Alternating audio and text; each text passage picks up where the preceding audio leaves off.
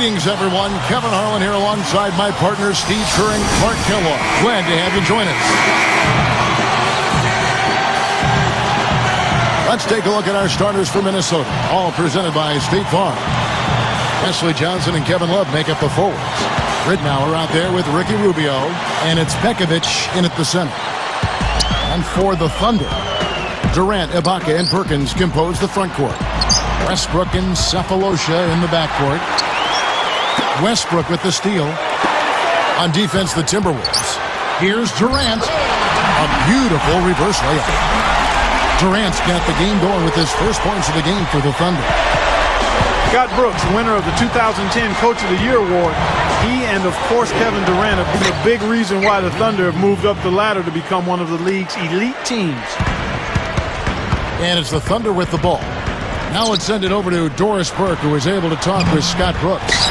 Kevin, when I asked him what his team is looking to accomplish on the offensive end, he said they'll be looking to make the extra pass. He told me with the shot blockers they are facing, they'll often come to help from the weak side, and they can get a lot of easy buckets if they know when they've left their man alone inside. Let's see if their guys make the right reads. Wonderful, Doris. Thanks for the report. You know, that strong defense on the other side obviously has them a big concern. Yeah, no question. And they're so good when you isolate, they're going to really close you down. So you've got to keep player movement, ball movement. Try to get that defense on the move. That's the only way you're going to get good shots against this team. James Harden, he's checked in for the Thunder. Martell Webster, he's checked in for Minnesota. Beasley comes in for Luke Ridnour. Back to Brooks for a second. It's been amazing to see him transform his team from what they were, Steve, to what they are now. Well, every year they've taken steps forward. And, now they're poised to become one of the elite teams in the league. It gets a lot tougher, though, from here on out. The honeymoon is over, and it's time for them to get to that elite level. And they've got to get better. They have to make some internal improvement. Here's Harden. They get the rebound. Now here's Durant. Defense is right there. And he was camped in the lane there, and he gets the 3-second call. Now the Timberwolves with it. You know, fellas, this Oklahoma City team is built the right way. I mean, it's been done with patience through the draft. I mean, you've got to have some good fortune there when you're talking about the draft. The money's been spent wisely. And now I think they're starting to approach the finished product, a team capable of winning NBA titles for years to come. Certainly they'll be contending for them, you would think. Sure. And for the Thunder, they've been a team that has preached defense first. And with the addition of Kendrick Perkins, that certainly adds now to a big athletic and physical, tough team up front and really from top to bottom, Steve. Yeah, and they've got a nice bench, too, Kevin. There's not a whole lot lacking on this roster. But what they have to do is improve from within. Last year, I thought they were exposed in the playoffs. They didn't get great shots. They didn't look fluid offensively. Those are areas that they can improve upon. Here's Webster, defended by Durant. A baseline J. Rubio misses. Great close out there, forcing the errant shot. Well, he made it a tough shot again. He didn't give up on it, and he got a hand up. Blocked. Timberwolves trailed by 3. The dunk and the foul, a powerhouse move, and he's got a chance for one more at the line. It's on Kevin Durant. The free throw drops for Pekovic. You know, the Minnesota Timberwolves' struggles have been wide-ranging. Offense was definitely a big problem. They tried to push the pace to get easier shots. They were, in fact, number 1 in pace of play last season with 99 possessions a game. 19 feet away, and it's Durant, that time on the assist by Westbrook. Kevin, his scoring ability is valuable, really valuable. I mean, he's a guy you can rely on to knock down shots. It's too bad, Clark, you bring up an interesting this pace thing, which a lot of coaches talk about, a lot of scouts zero in on. The Timberwolves first in pace last season in the league, but Steve, they were tied for 7th least in fast break points. Well, that doesn't bode well, does it? Play fast but don't score? Man, no wonder they were so bad last year. The 3 is launched. The Timberwolves trail. Here's Webster. Oh! Well, that's a dunk you will not see very often. You won't pass that one by. No doubt about that. I wish he would, though. Can never see too many of those. Ibaka backs down. The three. And Westbrook gets it to go on the assist from Ibaka. 6 points for Russell Westbrook. You know, when you look at Westbrook, he's not your prototypical point guard. I mean, he's a guy that can make passes, but he's much better when he's attacking the rim looking to score. Now here's Westbrook. He has 6. Perkins. And that comes off the assist by Russell Westbrook. Living a little room service dime with that dish. Timberwolves trailed by 5. And Clark brought up Westbrook's scoring. Steve, it's so easy for him. It just makes sense. Yeah, he can get around anybody at any time. And I think sometimes it actually hurts Westbrook a little bit because, he has to rein in his own talent and understand circumstances and situations a little bit better. But that's all going to come as he gains more experience. Thabo Sefolosha has checked in for Oklahoma City. Here's Westbrook. There's the dish to Sefolosha. He kicks to Perkins. Moving it around. Sefolosha kicks to Ibaka. Here's Westbrook. The rebound by Kevin Love. Most of the time, that shot will go down. Or the defenders have to make sure they tag it. Durant. Oh! Boom! And nobody getting in the way. Not at all. Major throwdown. Defense wasn't able to get back fast enough to contest. Well, they were caught flat-footed after committing the turnover that time, guys. And here's what an amazing buzzer beater. Boy, how about that? You want to talk about The first quarter game so far. Thunder out in front. They lead by 2.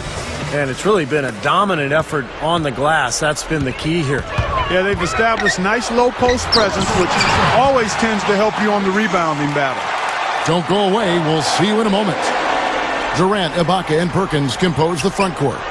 Westbrook and Sefolosha in the backcourt. That's the group for Oklahoma City getting going here in the second. And Doris Burke has something for us. Hey, Doris.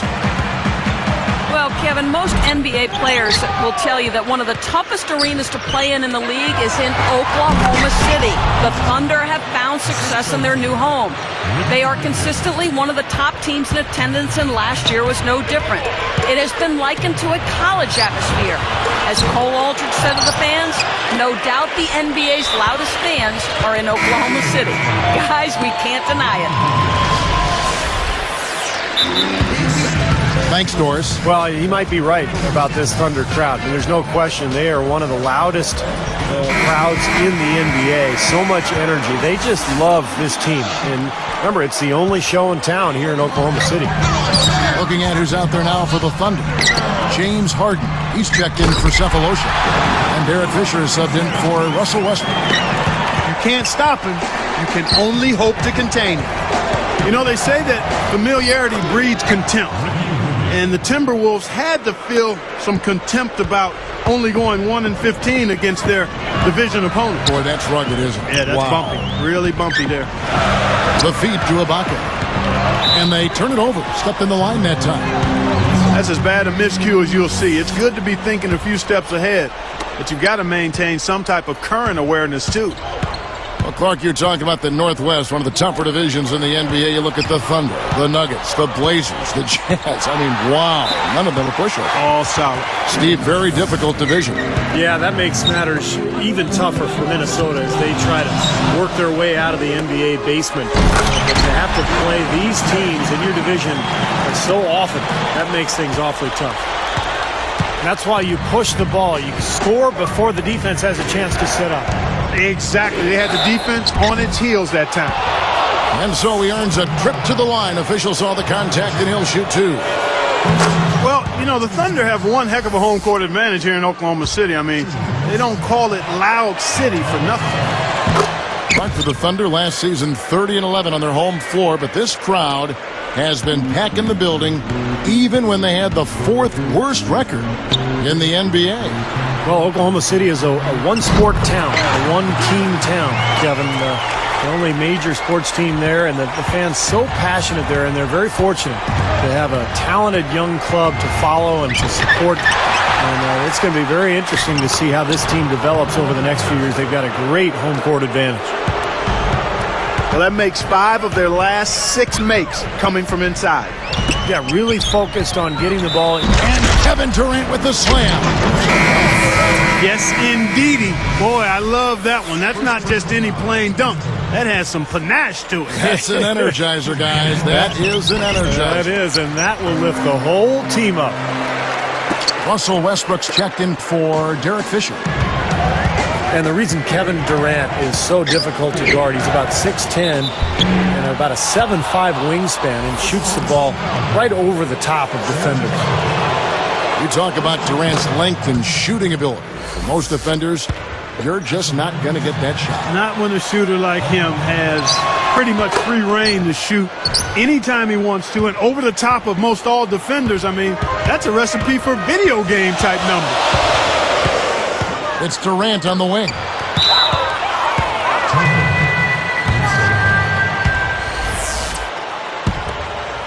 Here is Rubio. Kicks it to Webster. Feeds it to Rubio. On its way from Beasley for 2. Wide open shot is on the money. Beasley's got 4 this quarter. Yeah, they're finding the open man. Unselfish play. I like it. Yeah, I love it too. Teamwork in evidence there, right on full display. A big percentage, a high percentage of their baskets have come off assists. Here's Westbrook. And a foul called on the shot. Got him on the way up that time, so he'll shoot 2 right here. That one on Love. Heads-up play, preventing the easy lay-in. Yeah, I like that. I mean, he saw it was a free layup, didn't want to give that up, so he fouled him to force free throws. You know, Kevin, in his 3rd year in the NBA last season, Russell Westbrook really blossomed into a player that you could call an all-star. He played at a high level, career highs in assists and points. Okay, well, let's check in with Doris Burke reporting from our sideline in this game. Doris, take it away.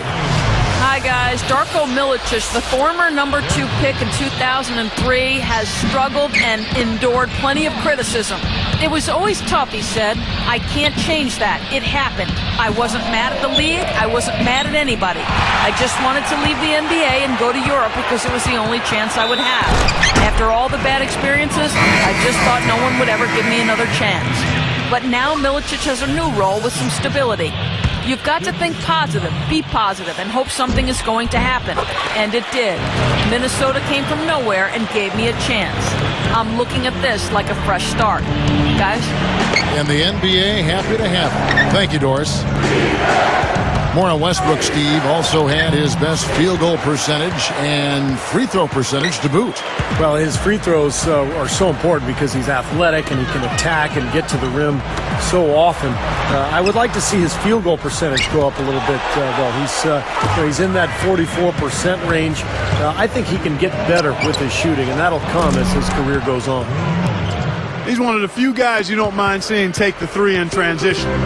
The Thunder leading by 3. Knocks it loose. That's 3 turnovers for him in this quarter alone, guys. He's got to be better with a little bit of a struggle defensively. They got to defend the hoop. I'm not sure they could have gotten there anyway. Time running down now at the end of the quarter. They could go 2 for 1 if they decide to. And I think that's what they need to do if the shot's there. So a couple of poor possessions now in a row consecutively. Both times turnover. That's not productive basketball. That's not winning basketball. No, Clark, you start stringing errors back-to-back together, you lose all momentum in this game. And here are the Thunder now. Good idea. Hold on to the ball. Take the last shot of the quarter. Yep.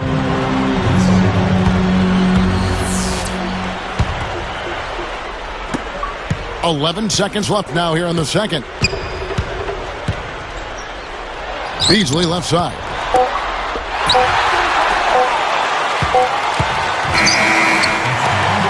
Thunder lead by 1. 33. The Timberwolves, 32.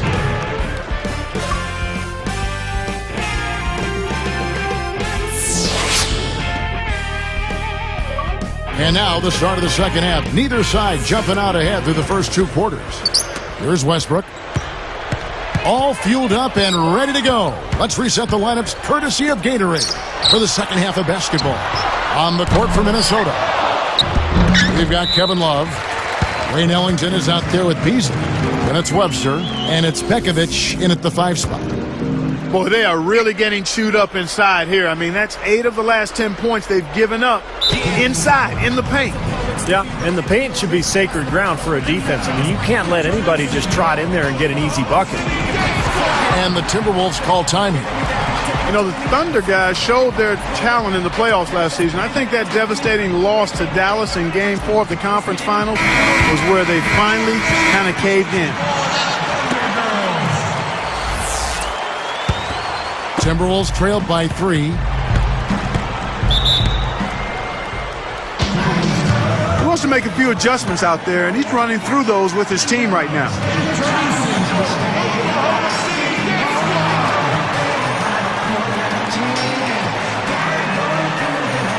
Some changes for Minnesota. Rick Ridnour is checked in for Webster. And Ricky Rubio is subbed in for Wayne Ellington.